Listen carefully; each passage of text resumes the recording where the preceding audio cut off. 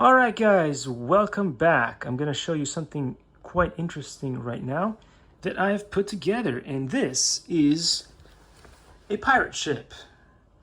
No, it's a robot. No, it's the weirdest thing that you've ever seen. Well, it's kind of a lot of those things, except definitely not a pirate ship.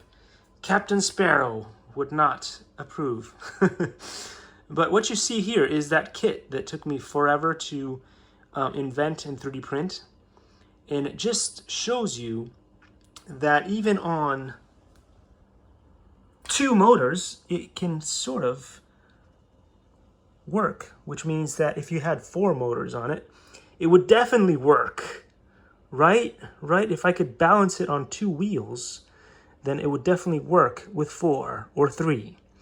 Anyhow, so this, as you can see, is my special kit. In the next video, I'll explain more. Likey